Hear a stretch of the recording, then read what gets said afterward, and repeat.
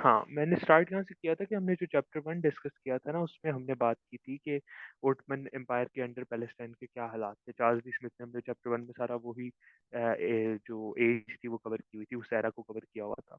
और उसमें फिर हमने ज़ायनिज़्म की इमर्जेंसी देखी थी, ब्रिटिश पावर की मतलब जो उनकी गेम थी वो भी हमने स्टडी की थी और इन सारी चीज़ों को हमने देखा था। अब हम जो चैप्टर 2 है ना, वो डिस्कस करेगा कि पैलेस्टाइन के साथ ड्यूरिंग वर्ल्ड वॉर 1 कैसे थे और फिर वर्ल्ड वॉर 1 के जो आफ्टर मैथ में हालात हुए वो कैसे चेंज हुए और पैलेस्टाइन पे उनका क्या इफेक्ट क्या है। सबसे पहले तो ये थी बात के before even world war 1 start भी नहीं हुई थी अभी। तो जो शरीफ हुसैन था ना मक्का का, शरीफ हुसैन उस टाइम मक्का का एक किस्म का गवर्नर समझ लें उसको, कि वो मक्का के ऊपर रूलरशिप थी और हिजाज की टेरिटरी के ऊपर, और वो ओटमन रिप्रेजेंटेटिव था ये हाशमिट फैमिली को बिलोंग करता हुआ, मतलब ये अरब फैमिली को बिलोंग करता था। और हाशमिट फैमिली जो है वो अपनी लिनियज नबी सल्लल्लाहु अलैहि वसल्लम से लेके आती थी, तो वो बेसिकली उस फैमिली को बिलोंग कर रहा था। बट ये ओटमन एम्पायर के अंडर डायरेक्टली फॉल करती थी इसकी जो टेरिटरी थी। अब शरीफ हुसैन हुकूमत चला रहा था, लेकिन उस टाइम ओटमन एम्पायर की चेंजिंग पॉलिसीज की वजह से इसको खतरा था कि इसकी अथॉरिटी चैलेंज हो जाएगी, और इसको ये भी खतरा था कि ओटमन एम्पायर के जो न्यू रूलर्स हैं और न्यू गवर्नर जो हैं वो इसको डिस्प्लेस करके इसकी जगह कोई और बंदा ले आएंगे। सो इस थ्रेट के अंदर इसने क्या किया कि इसने ब्रिटिश से रब्ता किया और उसने ब्रिटिश को कहा कि अपने बेटे को भेज के ब्रिटिश के पास ये उनसे रिक्वेस्ट की कि वो इसकी हेल्प करें अरब्स के खिलाफ, ओटमन एम्पायर के खिलाफ बगावत करने में। अब जब शुरू में तो ये बात हुई, लेकिन इसके साथ ये हुआ कि उस टाइम ब्रिटेन जो था, अभी कोई वर्ल्ड वॉर 1 शुरू नहीं हुई थी, तो ब्रिटेन ने इनको नेगेटिवली जवाब दिया और उन्होंने कहा कि हम तुम्हारी हेल्प नहीं करेंगे क्योंकि हमारा ओटमन एम्पायर एलाय है और दोस्त है, इसलिए हम उससे भी कोई बगावत का सीन तो नहीं हो सकता। लेकिन पूरे 10 महीने बाद ओटमन एम्पायर वर्ल्ड वॉर 1 में दाखिल हो गया, और जब ओटमन एम्पायर वर्ल्ड वॉर 1 शुरू होती है उसी साल 1914 में, और ओटमन एम्पायर वर्ल्ड वॉर 1 में एंटर हो जाता है, तो जो ब्रिटिश हैं वो कहते हैं कि हम शरीफ हुसैन से रब्ता करते हैं, बिकॉज ब्रिटेन जो है वो उस टाइम इस वेस्टर्न फ्रंट पे वर्ल्ड वॉर जंग लड़ रहा है। सो ये, अगर मैं एक मिनट, ये ब्रिटेन है, ठीक है, और ये सारी टेरिटरी जो है ये ओटमन एम्पायर की नीचे। सो अब ये पूरा इसको हम कहेंगे कि वेस्ट फ्रंट था जहाँ पे ओटमन एम्पायर से लड़ रहे थे और जर्मनी से भी लड़ रहे थे, जो कि ओटमन एम्पायर का एलाय था वर्ल्ड वॉर 1 में। अब उधर से क्या था कि इनको था कि अगर ईस्ट में अरब वाली साइड से भी बगावत शुरू हो जाएगी तो ओटमन एम्पायर वेस्टर्न फ्रंट संभाल नहीं सकेगा, इसको हम वेस्टर्न फ्रंट कहेंगे। तो अपना वेस्टर्न फ्रंट वो संभाल नहीं सकेंगे और उनको फिर अपनी फौजें जो है डिवाइड करनी पड़ेंगी, जिससे इनको फायदा हो सकता है। तो बट ब्रिटेन डिसाइडेड है कि अब वो अपना जो शरीफ ने रिक्वेस्ट की थी उनकी, वो उसको अब ऑब्लाइज करेंगे उस रिक्वेस्ट के साथ और शरीफ की हेल्प करेंगे। तो उन्होंने शरीफ हुसैन से रब्ता किया और शरीफ हुसैन को कहा कि हम अरब को इंडिपेंडेंस लेके देंगे, हम तुम लोगों को ऑटोनॉमी देंगे, उन्होंने बस आज़ाद करके दिखाएंगे, और तुम जो हो उसके बदले में एक बगावत शुरू करो अगेंस्ट द ओटमन एम्पायर। यहाँ तक आवाज भी क्लियर थी और बात समझ आ गई है तुमको? जी जी। ठीक है। इसके बाद ये होता है कि हुसैन ने जो डिमांड किया, शरीफ हुसैन ने जो डिमांड रखी इंडिपेंडेंस की, उसने कहा था कि जो अरब कंट्रीज आज़ाद होंगे ना, उसकी उसने बाउंड्रीज ब्रिटेन को भेजी कि मुझे ये बाउंड्रीज में अपना जो किंगडम तुम बना के दोगे ना, वो ये बाउंड्रीज में होना चाहिए। अब वो बाउंड्रीज कुछ इस तरह थी कि उसने बेसिकली इस सारा अरेबियन पेनिनसुला जो था वो कहा था कि ये भी मुझे मिले, और इसके साथ साथ ये जो इराक और सीरिया की सारी टेरिटरी है ना, वो भी मिले। तो देखा जाए तो वो जो शरीफ हुसैन की डिमांड थी ब्रिटेन से, वो इस सारी टेरिटरी की थी, टू बी हिज किंगडम, कि ये सारा अरब किंगडम होगा और ये एक ही स्टेट बड़ी सी बन जाएगी। तो इस किंगडम में हमें ज़हन में रखना है कि उस टाइम ग्रेटर सीरिया था, इराक तो मुल्क बना ही नहीं हुआ था। तो ग्रेटर सीरिया की जो टेरिटरी थी वो ये सारी टेरिटरी को ग्रेटर सीरिया कहते थे। उसमें फ़लस्तीन भी था, उसमें जॉर्डन भी था, उसमें इराक के इलाके भी थे, उसमें सीरिया का जो आज सीरिया है वो भी था, लेबनान जो मुल्क है वो भी था, और इवन में इजिप्ट का ये जो हिस्सा है जिसको साइनाई पेनिनसुला कहते हैं वो भी था। तो ये सारा कुछ सीरिया का पार्ट बनता था। तो उसने कहा कि पूरा शाम और ये इराक के कुछ इलाके और सऊदी अरब का पूरा एरिया, ये एक स्टेट बन जाएगा। ये उसने ब्रिटेन से डिमांड रखी कि अब हम इस शर्त पे तुम लोगों के साथ बगावत में हेल्प करेंगे। अब उस दौरान जो हाई कमिश्नर था ना कायरो का, उसका नाम था मैकमोहन। हेनरी मैकमोहन जो था, उसने शरीफ हुसैन से रब्ता किया और उसने बेसिकली उसको कहा, उस जिसको कहते हैं कि उनकी कॉरेस्पॉन्डेंस हुई। कॉरेस्पॉन्डेंस का मतलब ये है कि इन्होंने लेटर्स एक्सचेंज किए, शरीफ हुसैन ने उससे बात की और उसने फिर बदले में लेटर लिख के भेजे। तो शरीफ हुसैन हुसैन ने जो रिक्वेस्ट की थी कि ये वाली टेरिटरी हमारे अंडर आनी चाहिए और इस तरह अरब किंगडम बनेगा, वो उसने मैकमोहन से राब्ते में ये बात की थी। और मैकमोहन ने बदले में जो लेटर्स भेजे उसमें उसने कुछ इस तरह का आर्ग्यूमेंट रखा कि जो बाउंड्रीज है ना वो थोड़ी सी ब्रिटिश के हिसाब से मुख्तलिफ होंगी। बिकॉज मैकमोहन आर्ग्यू कर रहा था कि जो सीरिया के इलाके हैं ना कुछ, स्पेशली वो डिस्ट्रिक्ट्स जो डमास्कस, होम्स और हामा और एलेपो के वेस्ट में है ना, वो अरब नहीं है। और इसलिए वो जो डिस्ट्रिक्ट्स हैं वो क्योंकि प्योरली अरब नहीं है, तो वो इस तरह इसके अरब किंगडम का हिस्सा नहीं बन सकेंगे। अब इसका मतलब क्या था? अगर ये हम देखें तो ये ओटमन एम्पायर के रूल के अंदर ये हमें सीरिया नजर आता है।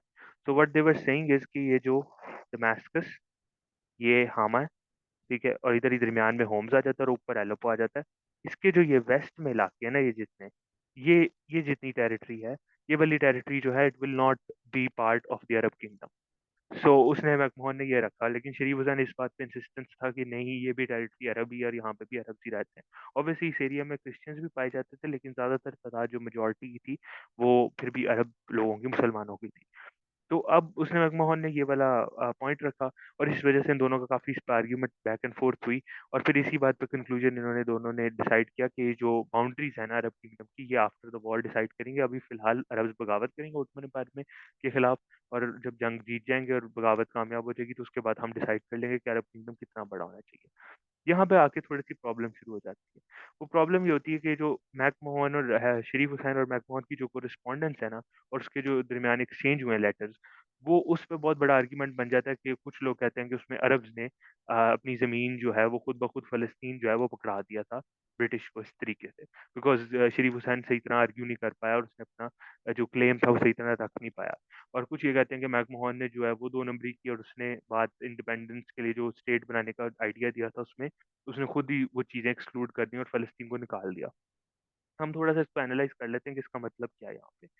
इसमें एक तो बात ये है कि ब्रिटेन जो था ना, उसका शुरू से प्लान यही था कि वो जो भी टेरिटरी पे कब्जा करे और जो भी टेरिटरीज का वादा करे, वो इस लिहाज से वादा करे कि जो उसका एलाय फ्रांस है ना, जो जंग में ब्रिटेन का एलाय, वो भी उसका उसके लिए भी कुछ टेरिटरी छोड़ सके, ताकि फ्रांस जंग के बाद अगर कोई डिमांड करेगा मिडिल ईस्ट में कोई खिता तो उसको भी दे सके। तो इसलिए तो ब्रिटेन ने जो सीरिया वाले टेरिटरीज थी, वो फ्रांस की नज़र शुरू से सीरिया के ऊपर थी। तो वो नहीं चाहता था कि वो उसको एक तो प्रॉमिस कर दे इनको, अरब्स को, कि हम तुम लोगों को सीरिया पकड़ा देंगे पूरा। तो इसलिए उसने ये वाली, मैकमोहन ने ये वाला पॉइंट रखा था कि हम ये जो वेस्ट का एरिया है ना, हामा, होम्स और एलेपो के वेस्ट में जो टेरिटरी है वो हम नहीं देंगे तुम लोगों को पूरी।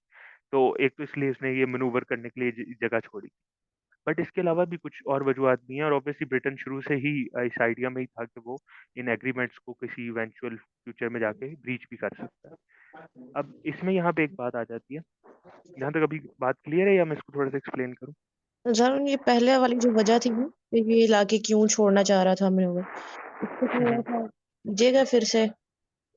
चलिए मैं करता हूँ पहले ना, फ्रांस जरा का मैं क्या सीन इसको, था एंड मुझे वो थोड़ा मैं समझ एक, नहीं।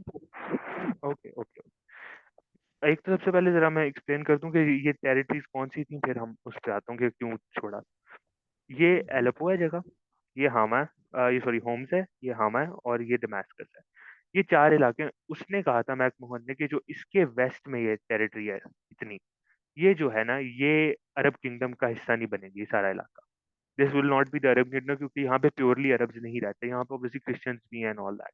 उसने ये टेरिटरी, अब जो शरीफ हुसैन से मुआहदे में और बात करते हुए ये वाली टेरिटरी को एक्सक्लूड कर दिया। ऑब्वियसली मैं बताया शरीफ हुसैन इंसिस्टेंट था, लेकिन हमने देखना कि ब्रिटेन क्यों ये हरकत कर रहा था।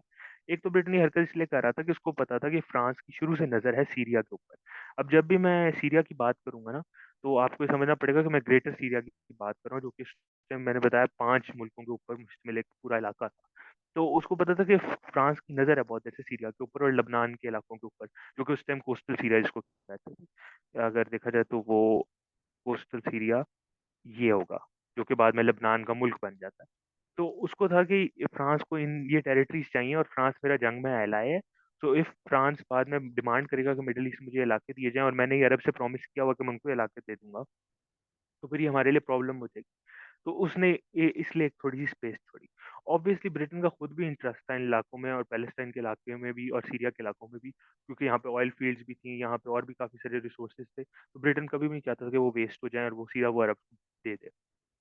हमने यहाँ पे जो चीज़ एनालाइज दरअसल करनी है, वो ये है कि जो मैकमोहन ने लेटर भेजा उसमें कितनी रेलेवेंस थी और उस बात में कितनी सेंस बनती थी। क्योंकि बाद में ये पॉइंट ये रखा कि बहुत सारे बल्कि पर्सपेक्टिव रखे गए, और उसमें से मैं बारी बारी आपको बताता हूँ कि एक तो मैकमोहन जो है ना, उसने पॉइंट ये रखा था कि मैंने जो डिस्ट्रिक्ट्स कहा है ना, जिन शहरों को, जिसमें हामा, होम्स, एलेपो और वो है आपका दमास्कस है, ये डिस्ट्रिक्ट्स नहीं है दरअसल। वो कहना ये चाहता था, अब ये देखेंगे यहाँ पे लिखा हुआ है सांजाक ऑफ दमास्कस, सांजाक ऑफ हामा और सांजाक ऑफ एलेप्पो। तो उसने ये कहा था कि जो तीन ये जो और इसके अलावा होम्स का भी उसने जिक्र किया हुआ है, तो ये जो चार सांजाक हैं, सांजाक मतलब डिस्ट्रिक्ट्स हैं, इसके वेस्ट में मीनिंग ये वाली टेरिटरी। तो उसकी बातों के मुताबिक अगर हम लिटरली लें तो उसका मतलब है कि ये सारी टेरिटरी जो है ये तुम लोगों का एम्पायर का हिस्सा नहीं होगी। इसमें बात ये बनती है कि इसमें पैलेस्टाइन इंक्लूड नहीं होता, क्योंकि पैलेस्टाइन तो ये है नीचे, पैलेस्टाइन की टेरिटरी तो यहाँ से शुरू हो रही है और वो यहाँ तक जा रही है। तो पैलेस्टाइन इस मुआहदे के मुताबिक अरब टेरिटरी में ही फॉल करेगा अगर मैकमोहन का मतलब डिस्ट्रिक्ट था। लेकिन मैकमोहन ने बाद में एक बात ये की कि मेरा मतलब डिस्ट्रिक्ट नहीं था, मेरा मतलब प्रोविंसेस था। अब प्रोविंसेस कहने का मतलब ये था कि ये सारी टेरिटरी जो आपको यहाँ पे ब्लू में नजर आ रही है, ये सारी टेरिटरी दमास्कस के प्रोविंस का हिस्सा थी, और ये जो ग्रीन टेरिटरी है ये एलेपो के प्रोविंस का हिस्सा है। सो इसमें छोटे छोटे डिस्ट्रिक्ट्स भी थे और बड़ा एक प्रोविंस था। तो उनके हिसाब से कि जब मैकमोहन ने कहा था कि डिस्ट्रिक्ट्स ऑफ उसने जब डिस्ट्रिक्ट्स का वर्ड यूज किया था अपने लेटर में, तो उसने जो डिस्ट्रिक्ट्स ऑफ डमास्कस कहा था वो प्रोविंस ऑफ डमास्कस कहना चाह रहा था। अब प्रोविंस ऑफ डमास्कस का मतलब ये है कि इसके वेस्ट में सारे इलाके, और वेस्ट में इलाकों का मतलब फलस्तीन उसमें इंक्लूड हो जाता है। तो अगर हम इधर दो बातें होगी, अगर तो हम पहले वाली इंटरप्रिटेशन में जाएंगे कि उसका मतलब डिस्ट्रिक्ट था, तो उसमें फलस्तीन इंक्लूड नहीं होता और वो अरब टेरिटरी ही रहेगी। अगर हम समझते हैं कि वो मैकमोहन का मतलब प्रोविंस था ऑफ डमास्कस, तो फिर फलस्तीन इंक्लूड होता है और इसलिए फलस्तीन अरब की टेरिटरी में फॉल नहीं करेगा अकॉर्डिंग टू ब्रिटिश एग्रीमेंट जो वो करना चाह रहे थे अरब्स के साथ। इसमें एक मसला आ जाता है इसकी इंटरप्रिटेशन के अंदर, जो सेकंड इंटरप्रिटेशन है कि हम प्रोविंसेस को लें कि डमास्कस एक प्रोविंस के तौर पर वो नाम ले रहा था डमास्कस का। अगर वो डमास्कस को प्रोविंस समझ रहा था तो कंफ्यूजन फिर ये पैदा हो जाती है कि उसने हामा होम्स का क्यों जिक्र किया, क्योंकि प्रोविंस एलेपो का है, प्रोविंस डमास्कस का, ये सारी ब्लू टेरिटरी जो है ये मैंने बताया, ये सारी ब्लू टेरिटरी जो है डमास्कस का प्रोविंस है, ये सारी ग्रीन टेरिटरी एलेपो का प्रोविंस है। हामा होम्स का कोई प्रोविंस नहीं है, हामा होम्स तो डमास्कस के प्रोविंस के दो डिस्ट्रिक्ट्स हैं। तो इसका मतलब या तो वो डिस्ट्रिक्ट्स कह रहा था या वो प्रोविंसेस कह रहा था। और अगर हामा होम्स का जिक्र है तो इट मेक्स मोर सेंस कि वो डिस्ट्रिक्ट्स की बात कर रहा था। और अगर वो डिस्ट्रिक्ट्स की बात कर रहा था तो फलस्तीन उस डिस्ट्रिक्ट्स के वेस्ट के इलाकों में इंक्लूड होता ही नहीं है। फिर टोटल जो टेरिटरी ब्रिटिश जो अलग रखना चाह रहे थे अरब टेरिटरी से, वो क्या होनी थी, वो लबनान का मुल्क होना था पूरा। बेसिकली ये जो येलो और ऑरेंज में आपको एरिया नजर आ रहा है ऊपर, वो सारा लबनान का एरिया था जो वो नहीं देना चाह रहा था इनको, और बाकी सारी territory would be included in the Arab territory, जिसमें पैलेस्टाइन पूरा आ जाना था अरब्स के पास। तो अब इसमें मल्टीपल इंटरप्रिटेशन है, मल्टीपल क्वेश्चंस हैं कि क्या कैसे हुआ, और फिर उसके ऊपर उन्होंने बाद में भी इस पे आर्ग्यूमेंट चलते रहे। लेकिन ये मैंने कुछ आपको पर्सपेक्टिव्स रख दिए हैं कि क्या क्या हो सकता है, क्या क्या मतलब हो सकता है, और मतलब में कॉन्ट्रडिक्शन क्या, अगर उसने प्रोविंसेस लिया था तो उसमें एक बड़ी कॉन्ट्रडिक्शन हो जाती है कि फिर हामा होम्स का जिक्र करने की जरूरत नहीं थी। फिर या तो वो सीधा कह देता कि जो डमास्कस के प्रोविंस के वेस्ट में इलाके हैं वो अरब नहीं होंगे, या वो एक और आसान चीज कह सकता था कि वो कह सकता था कि एक और प्रोविंस है जिसको हम प्रोविंस ऑफ बैरूत कहते हैं, जिसमें पैलेस्टाइन और लबनान दोनों आते थे, तो ये कह सकता था कि जो प्रोविंस ऑफ बैरूत है, विलायत ऑफ बैरूत है, वो जो है वो आप लोगों की अरब नहीं होगी पूरी, वो मतलब प्योर अरब टेरिटरी नहीं है, और वहां पे हम शायद अपने लिए वो रख लें। वो ये भी कह सकता था, लेकिन उसने स्पेसिफिकली एलेपो, हामा, होम्स और दमास्कस का जिक्र किया एज डिस्ट्रिक्ट्स। तो इसमें क्लियर हो जाता है कि वो प्रोविंसेस कहीं से नहीं जिक्र कर रहा था, वो डिस्ट्रिक्ट्स की ही बात कर रहा था, और उसमें जो इंटरप्रिटेशन वो करना चाहते हैं उसकी कोई सेंस नहीं बनती। ये आप लोगों को क्लियर हो गया कि ये क्या हुआ था सारा कोरेस्पॉन्डेंस के अंदर? हाँ जी, क्लियर होगा, लेकिन बाद में उसने चेंज क्यों किया अपना स्टैंस? प्रोविंस पे क्यों आ गया? ज़ाहिर है प्रोविंस अगर इसमें कहा तो हाँ हाँ, होम से नहीं आएगा इसमें। बिल्कुल नहीं आएगा इसमें। मैं जो मैकमोहन के अपने वर्ड्स आपको सुना देता हूँ, इसी पेज बुक के अंदर ये दिए भी हुए हैं, ये जो लिखा हुआ है पैराग्राफ।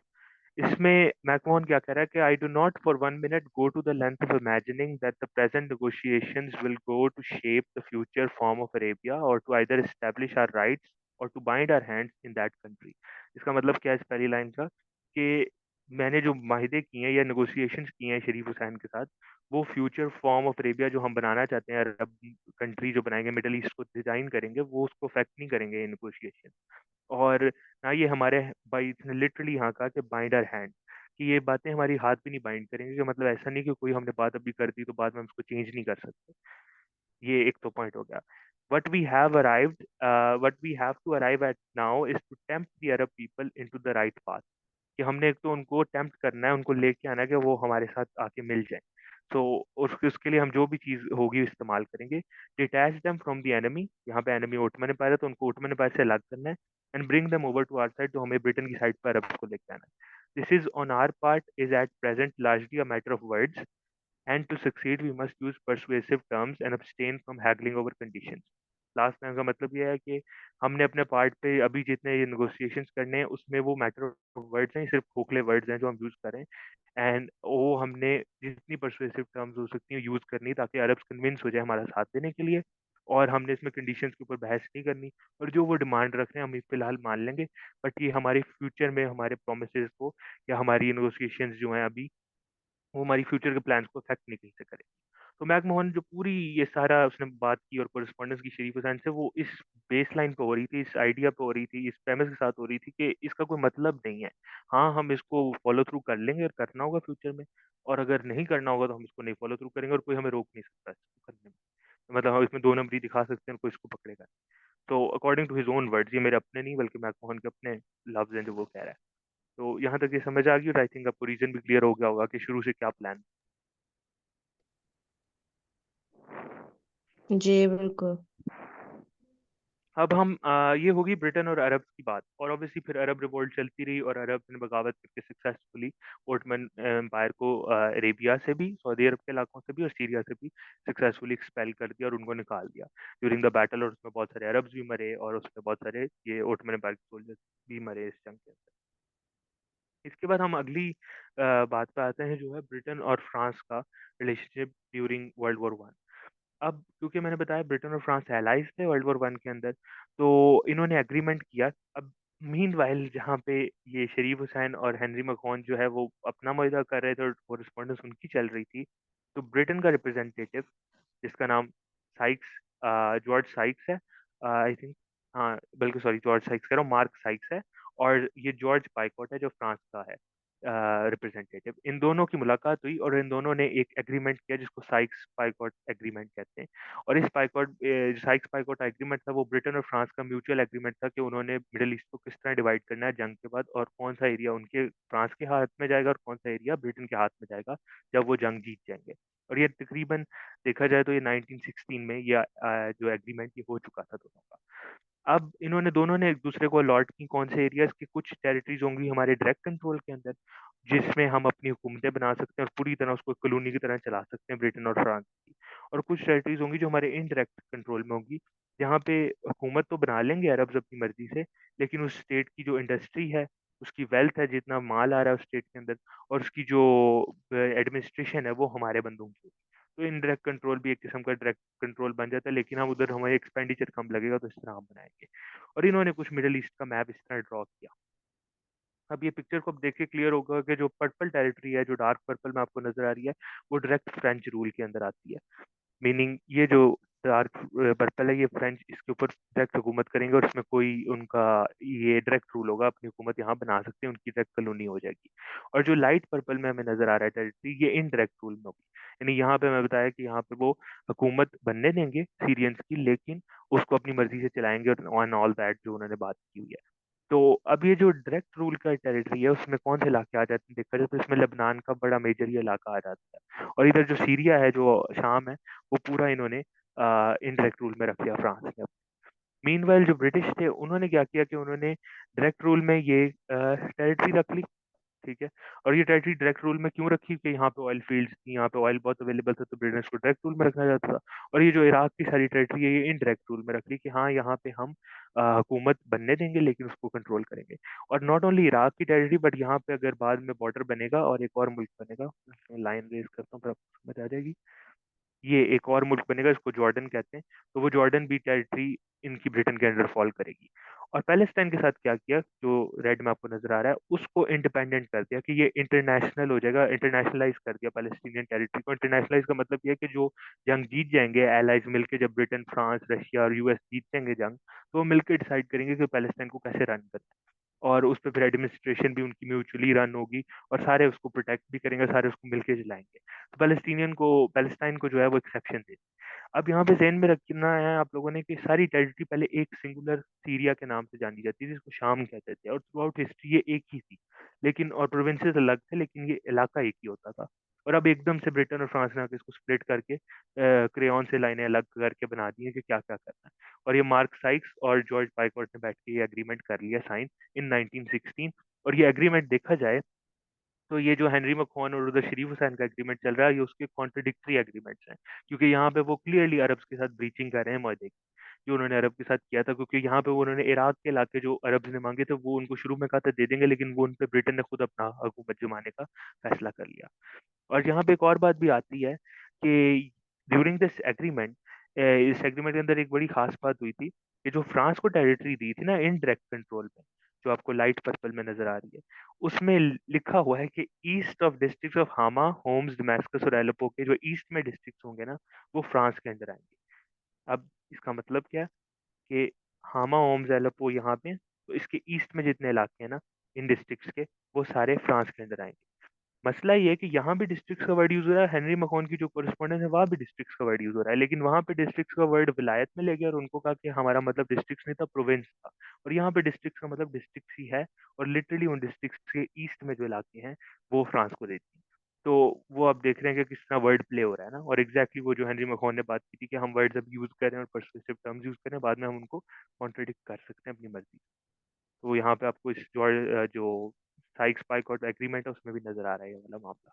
और इवन अब जो सीरिया के करंट हालात हैं और जो हो रही है चीजें, वो सारी कहीं ना कहीं आउटपुट है of all this mark Sikes और ये जॉर्ज पाइकॉट की हरकतों की वजह से, और इन्होंने जो लकीरें खींची थी बोर्ड के ऊपर मैप पे। ये क्लियर हो गया आप लोगों को? जी क्वेश्चन है तो जी, यहाँ से पूछ लें, फिर मैं हम आगे चलते क्लियर है अभी। हैं। सही है।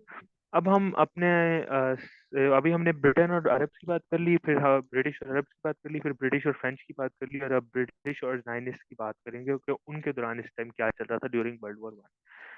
जो जायनिस्ट थे ना, उसमें जिस तरह वॉर प्रोग्रेस हो रही थी, तो ब्रिटेन जो है ना वो उसके हालात बहुत चेंज हो रहे थे, और ब्रिटेन के अंदर हालात चेंज हो रहे थे। एक तो सबसे पहले ये हुआ कि लॉयड जॉर्ज, जिसकी पिक्चर आपको नजर आ रही होगी, वो प्राइम मिनिस्टर बन गया। और ये बहुत ही सिंपथेटिक था जायनिज्म के साथ। तो एक तो ये बंदा प्राइम मिनिस्टर बन गया, और ये क्रिश्चियन भी था। तो इसने बाइबल के हिसाब से इसने कुछ जो प्रोफेसीज थी कि क़यामत के करीब ये होगा और ज्यूज का होना उधर जरूरी है, तो उन्होंने इसके हिसाब से भी ये चाहता था कि यहूदी जो है वो पैलेस्टाइन में जमा होने लग पड़े।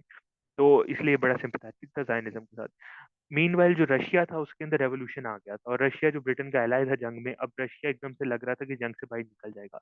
यूएस इस टाइम जंग में दाखिल भी नहीं हुआ था, अमेरिका भी जंग में इन्वॉल्व नहीं था, ब्रिटेन को हथियार जरूर भेजा था लेकिन जंग के अंदर नहीं था।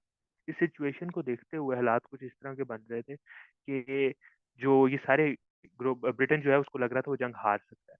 किसी तरह की असिस्टेंस चाहिए थी जिससे रशिया का रेवोल्यूशन होते हुए रशिया जंग को ना छोड़े, अमेरिका जंग में दाखिल हो जाए और ब्रिटेन की फुल सपोर्ट करे, और इस तरीके से ये जंग जीत जाए। अब इसी दौरान क्या होता है कि जो ब्रिटिश जायनिस्ट है ना, वो इस टाइम उनको लीड कर रहा होता है काइम वाइज। काइम वाइजमैन की पूरी बहुत लंबी स्टोरी है कि उसने क्या क्या किया, और उसने हर्टल के बाद बेसिकली जायनिस्ट ऑर्गेनाइजेशन को भी और इन जनरल जायनिज्म को लीड किया इसने।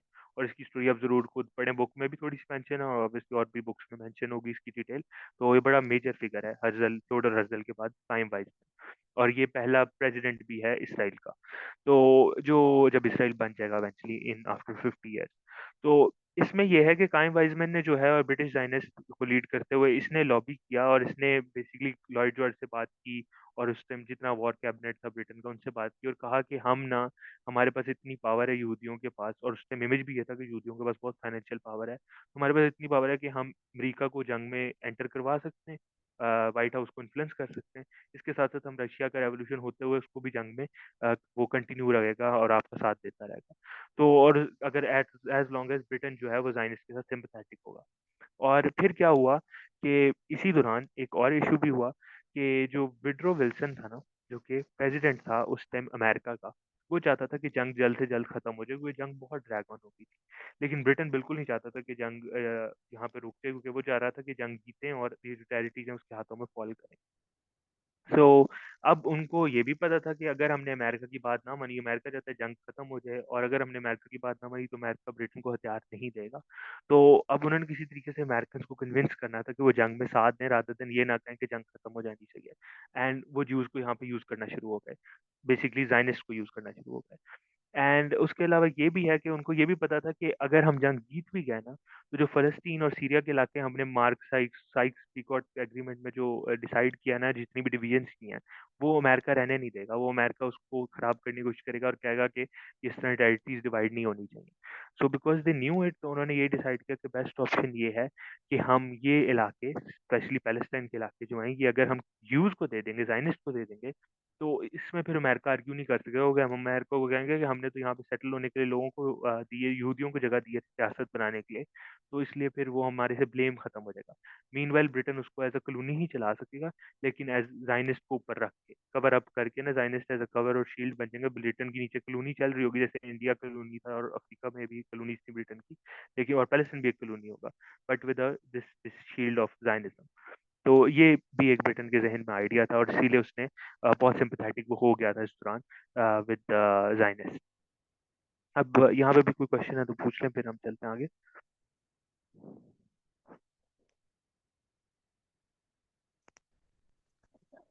इसके फेवर में इसलिए था क्योंकि प्रेसिडेंट जो था वो जायनिस्ट के आइडियाज को फेवर करता था, है ना?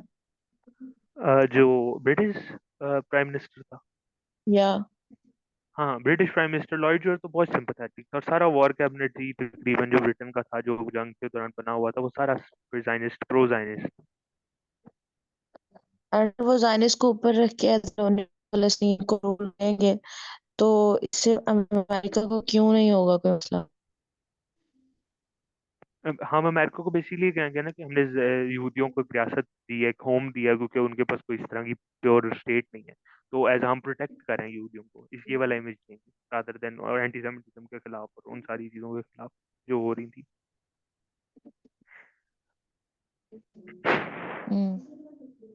और इसमें ओके। ये भी एक प्लान था कि फ्रांस को बाहर भी रखना था। बेसिकली उनको ये था कि पैलेस्टाइन, ओके, सीरिया हमने फ्रांस को दे दिया, तो जो नीचे पैलेस्टाइन है वो अब डायरेक्ट फ्रांस का उसके साथ बॉर्डर जुड़ जाएगा, फ्रेंच की टेरिटरीज के साथ, और फ्रांस किसी भी टाइम पैलेस्टाइन में दाखिल हो सकता है। तो किसी तरीके से फ्रांस के हाथों से भी पैलेस्टाइन को दूर रखना, ताकि वहाँ ब्रिटेन अपनी इन्फ्लुएंस खुद पैलेस्टाइन पर रख सके। तो as a result of this, उसने ये भी कोशिश की कि वो जायनिस्ट के थ्रू ये काम करवा सके। एंड देन इन 1917 में, जून 1917 में, वॉल्टर रॉथस्चाइल्ड जो था ना, वॉल्टर रॉथस्चाइल्ड जो था, जो उस टाइम ज्यूज का लीडर था, ब्रिटिश ज्यूइश कम्युनिटी का, उसने एक ड्राफ्ट सबमिट किया ब्रिटेन को, ब्रिटिश गवर्नमेंट को। और उसमें उसने प्रपोजल दिया था कि क्या यहूदी जायनिस्ट क्या चाहते हैं, मतलब ब्रिटिश गवर्नमेंट से, कि वो क्या चीज़ में उनकी सपोर्ट करें, और किस तरह वो फलस्तीन में अपनी एक स्टेट बनाना चाहते हैं। और कुछ फिर अमेंडमेंट्स हुई इस प्रपोजल के अंदर, और इसमें फिर काफ़ी सारे ड्राफ्ट बने, इस प्रपोजल की डिस्कशन हुई, वो और कैबिनेट में प्रेजेंट किया गया। और उस टाइम का जो फॉरेन सेक्रेटरी था ब्रिटेन का, जो पहले किस एक टाइम में उसका प्राइम मिनिस्टर भी रह चुका है, जिसका नाम आर्थर बेल्फोर है, पिक्चर में आपको नजर आ रहा होगा। तो आर्थर बेल्फोर ने 31 अक्टूबर को ये जो ड्राफ्ट है वो फाइनली अप्रूव करवा के, वॉल्टर रॉथस्चाइल्ड को, जिसने ये ड्राफ्ट शुरू में प्रपोजल भेजा था, उसको एक लेटर लिख के भेजा, और उसमें कहा कि ब्रिटिश गवर्नमेंट जो है वो आपका पूरा साथ देगी इन एस्टेब्लिशिंग, और जो किंग है जो ब्रिटेन का, वो भी साथ देगा in establishing a Jewish home in Palestine, और वो आपको एक अलहदा जूइश होम बना के देंगे। अभी स्टेट नहीं कहा था, क्योंकि ओटमन एम्पायर अभी भी था, तो इसलिए स्टेट नहीं कह सकते थे, इसलिए जूइश होम का वर्ड यूज किया। और ये जो लेटर वॉल्टर रॉथस्चाइल्ड को वापस किया था, भेजा था आर्थर बेल्फोर ने, इस लेटर को हम बेल्फोर डिक्लेरेशन कहते हैं। तो ये बड़ी फेमस है बेल्फोर डिक्लेरेशन, जो वर्ल्ड वॉर वन के अंदर पास। अब इसमें यह है कि जब ये अरब्स अवेयर हुए कि ये इस तरह की बेल्फोर डिक्लेरेशन पास हुई है, तो उन्होंने कुछ सवाल जवाब भी किए और काफी तंग किया, जिसकी वजह से ब्रिटेन ने उनको कुछ झूठ बोले।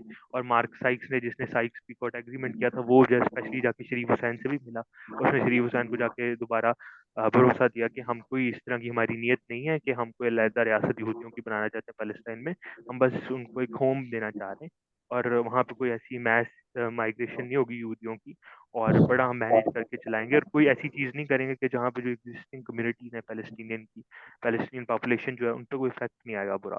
हम कोई ऐसी हरकत नहीं करेंगे कि जो एग्जिस्टिंग कम्युनिटी है उनके राइट्स की तरह डैमेज हो। तो उन्होंने इस बात पे उनको अरब्स को हौसला दिया, क्योंकि वो चाहते थे कि अरब्स मीनवाइल ये ना हो एकदम बगावत करते हुए हमारे खिलाफ ना हो जाना। तो वो इसलिए उन्होंने उनको तसल्ली दी।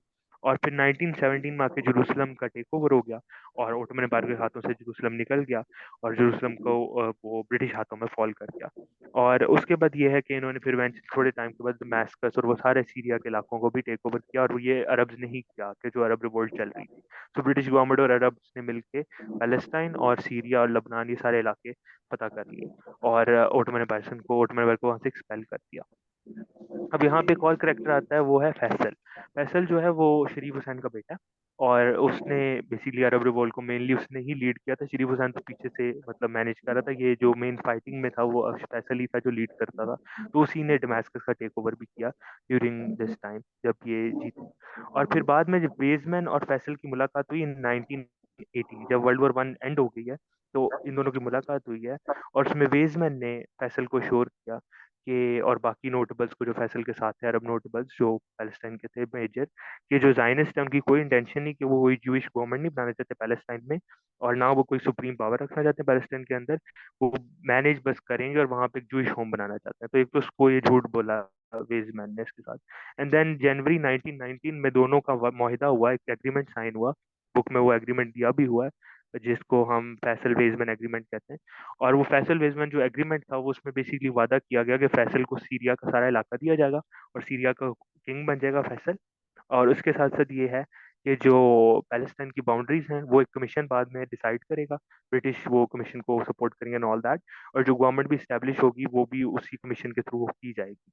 और जूइश जो इमिग्रेशन है वो होती रहेगी पैलेस्टाइन के अंदर, यहूदी दाखिल होते रहेंगे फलस्तीन के अंदर।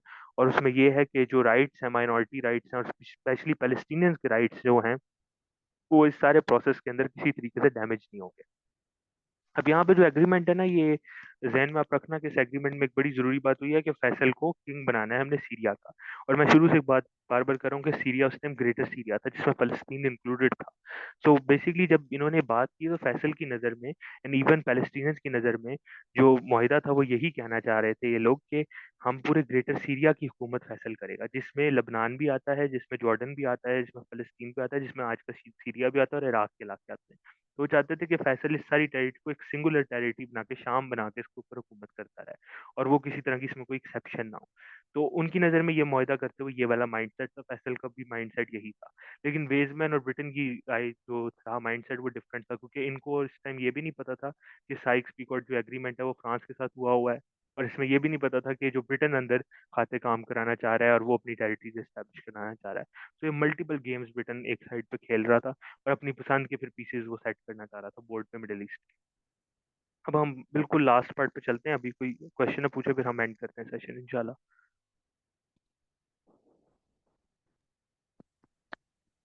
जी जी, क्लियर है। बाकी किसी का है तो पूछ सकता है। कोई अगर पीछे चैट में किसी ने सवाल पूछा तो बता देंगे। क्लियर है।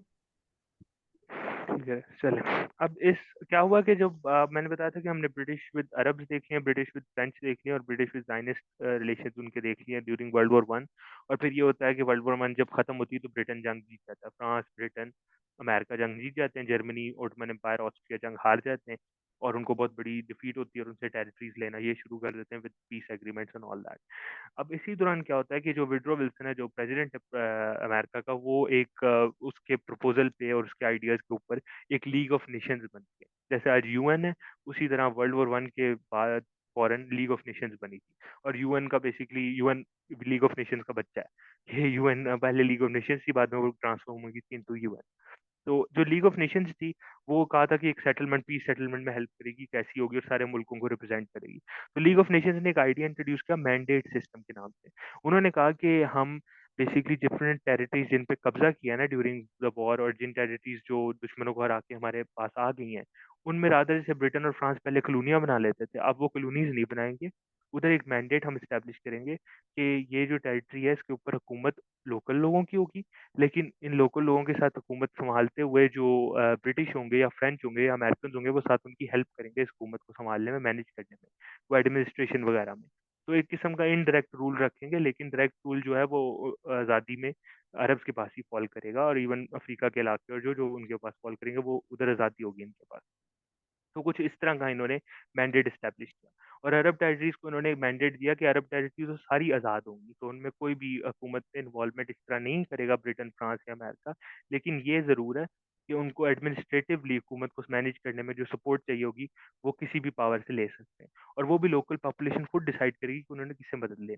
तो मतलब फ़लस्तीन, सीरिया के लोग जो हैं, वो खुद डिसाइड करेंगे कि उन्होंने अमेरिका की मदद लेनी है, ब्रिटेन की लेनी है, फ्रांस की मदद लेनी है इन मैनेजिंग द कंट्री। और उसमें जब उन्होंने सर्वे करने के लिए अपना एक कमीशन भेजा अमेरिका ने, तो ब्रिटेन ने पहली बात तो वो कमीशन को रोकने की बहुत कोशिश की क्योंकि ब्रिटेन को पता था कि पैलेस्टीनियंस बिल्कुल और सीरियंस नहीं चाहते कि कोई स्प्लिटिंग होना, कि लेबनान, सीरिया और पैलेस्टाइन अलग हो तो या जॉर्डन अलग हो। तो एक तो ये उनको पता था कि ये रोकेंगे पैलेस्टीनियंस, वो एक ग्रेटर सीरिया को फैसल के अंदर ही देखना चाहेंगे। और फर्दरमोर ये भी होगा कि वो ब्रिटेन या फ्रांस का मैंडेट नहीं लेना चाहेंगे कि वो नहीं कहेंगे कि हमें ब्रिटेन और फ्रांस की सपोर्ट चाहिए। तो व्हाट हैपेंड वाज़ कि जब ये कमीशन आता है, तो ये कमीशन ये रिपोर्ट लिख के लेके जाता है जिसमें वो कहते हैं कि फैसल किंग होना चाहिए हमारा और ग्रेटर सीरिया का किंग होना चाहिए, पूरे सीरिया का जिसमें जॉर्डन, फ़लस्तीन, लेबनान सारी टेरिटरीज़ आएँगी। और नॉट ओनली दैट, अगर कोई मैंडेट में हेल्प करेगा कोई मुल्क हमारी, तो अमेरिका हेल्प करेगा, यूएस हेल्प करेगा, हमने ब्रिटेन और फ्रांस से हेल्प नहीं ले। ये कुछ इस तरह का वो कमीशन जो है रिपोर्ट लिख के लेके जाता है। लेकिन ये रिपोर्ट जो है, ब्रिटेन इस रिपोर्ट को दबा देता है अगले 2-3 सालों के लिए और रिपोर्ट को पब्लिकली आने से पहले ही ब्रिटेन जो है वो मैंडेट डिसाइड करवा देता है और पूरा जो पैलेस्टीनियन टेरिटरी है वो बेसिकली ब्रिटेन अपने अंडर ले लेता है, पैलेस्टाइन को और जॉर्डन के इलाके को, और सीरिया जो है वो फ्रांस को दे देता है। तो फ्रेंच मैंडेट के अंदर फॉल कर जाता है सीरिया और लेबनान और ब्रिटिश मैंडेट के अंदर फॉल कर जाता है पैलेस्टाइन और जॉर्डन और इराक के इलाके। और इस तरह ये बेसिकली मिडल ईस्ट की डिवीजन करते हैं और फिर क्या करते हैं कि ये फैसल जो उस टाइम किंग बना होता है, थोड़े अरसे के लिए, कुछ महीनों के लिए किंग बनता है सीरिया का, इसको वहाँ से फ्रेंच जो है वो इसके खिलाफ लड़ते हैं, फैसल को निकाल देते हैं सीरिया के अंदर से। और फिर ब्रिटेन एज कंपनसेशन फैसल को इराक का किंग बना देते हैं और फैसल का जो भाई है छोटा, अब्दुल्ला जो था, वो और शरीफ हुसैन का जो बेटा था, उसको जॉर्डन का किंग बना दिया जाता है इसी दौरान। क्योंकि उनको पता होता है कि ब्रिटिश को पता होता है कि जो फ्रेंच हैं, उन्होंने इतना नॉर्थ में टेरिटरी जो है सीरिया की अपने कब्जे में ले ली है और अगर ये फ्रेंच इन्फ्लुएंस फैलेगी तो ये अरब लैंड में फैल सकती है। तो as a buffer zone, as a kind of French के खिलाफ दीवार बनाने के लिए फैसल और अब्दुल्ला को यूज़ करते हैं और इराक के अंदर फैसल को इस्टेब्लिश करा देते हैं और जॉर्डन के अंदर अब्दुल्ला को इस्टेब्लिश करा देते हैं एज किंग्स, ताकि वो जो है वो फ्रेंच इन्फ्लुएंस अरब में एरिया में फैलने ना दें और ब्रिटिश के अंडर ये दोनों को लॉयल थे ब्रिटिश को, अब्दुल्ला और फैसल, तो इसलिए ये लॉयल रहेंगे और फ्रांस के खिलाफ ये काम करते रहेंगे दोनों। तो ये कुछ इस तरह का फाइनलाइज होते हैं मामला। और इसके बाद ये होता है कि फर्दर मोर एंडिंग पे जाते हुए देखें तो जो विंस्टन चर्चिल है, जो बाद में जाके वर्ल्ड वॉर 2 में बहुत मेजर हाईलाइट बन जाएगा हमारी, वो 1921 में कॉलोनियल सेक्रेटरी बनता है। और जब वो कॉलोनियल सेक्रेटरी बनता है, जो कॉलोनीज का सेक्रेटरी होता है जितनी ब्रिटेन की कॉलोनीज हैं, तो वो डिसाइड करता है कि उसने ब्रिटिश की जो पोजीशन है मिडिल ईस्ट में को स्ट्रॉन्ग करनी है और उसके साथ साथ ब्रिटेन के एक्सपेंडिचर कम करने, खर्चा कम करवाना है। सो और वो उस खर्चे को कम करवाने के लिए बेसिकली क्या करता है कि वो जब एक मीटिंग होती है तो वहाँ पे वो बैठ के डिसाइड करते हैं कि बेस्ट ऑप्शन यही है कि फैसल और अब्दुल्ला को जॉर्डन और इराक दिया जाए और उनको देके और वहाँ से अपने फौजियाँ निकाल ली जाएँ जो ब्रिटिश फोर्सेस हैं, ताकि वहाँ से हमारा खर्चा बच जाएगा। तो to put it simply, Iraq और जॉर्डन जैसे मुल्क मर्ज ही ना होते अगर ब्रिटेन अपने पैसे बचाने की कोशिश ना कर रहा होता। और कहीं न कहीं ये मतलब वन ऑफ दोज़ रीज़न्स कि ये मुल्क एग्ज़िस्ट करते हैं वो यही है कि ब्रिटिश अपने पैसे भी बचा रहे थे, अपने एक्सपेंडिचर कम कराना चाहते थे और मिडल ईस्ट पे कंट्रोल रखना चाहते थे और आइडियल ऑप्शन इन दोनों की शक्ल में उनको नज़र आता था और फ्रेंच के खिलाफ भी कोई चीज़ खड़ी करना चाहते थे। तो इस तरह इन्होंने मिडल ईस्ट की स्प्लिटिंग, पहले साइक्स-पीकॉट एग्रीमेंट के ज़रिए, फिर इन्होंने बाल्फोर डिक्लेरेशन में एक वादा कर लिया ज़ायनिस्ट के साथ और इसके साथ-साथ ये बाद में वॉर के बाद जो इन्होंने कोई टेरिटरी फ्रांस को पकड़ा दी, कुछ अपने मैंडेट में ले ली और इस तरह मिक्स करके पूरे मिडल ईस्ट को एक एक जो जिग्सा पज़ल सा बना के रख दिया मिडल ईस्ट को और उसमें मुल्क अलग-अलग कर दिए, जो कि हमें इस मैप पे क्लियरली नज़र आ जाते हैं।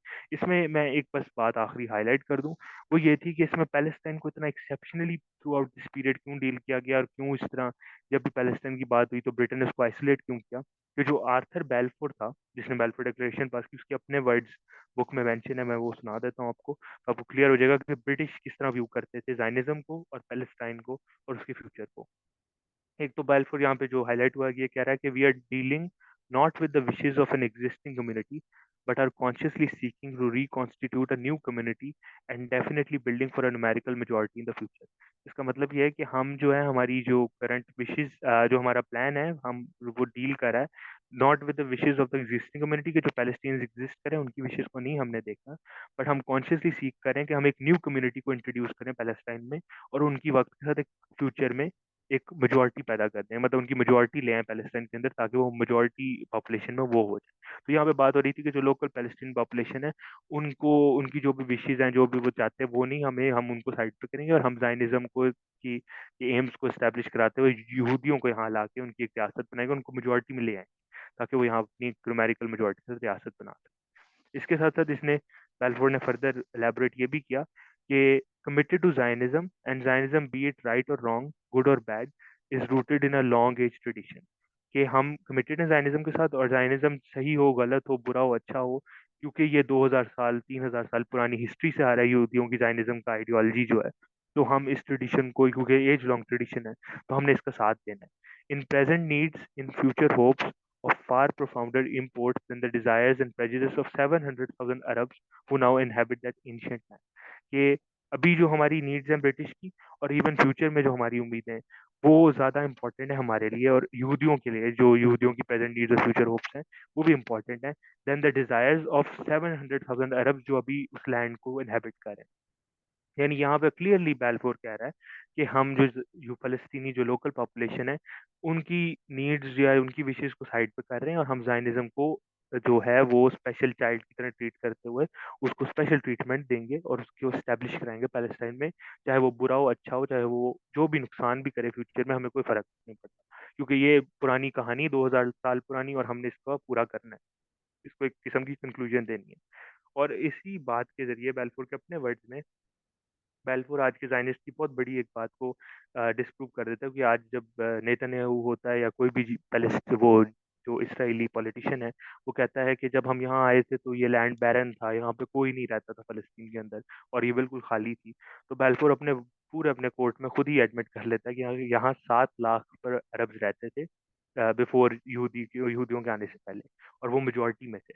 सो बेसिकली ये बात बड़ी क्लियर हो जाती है कि लैंड बैरन नहीं था।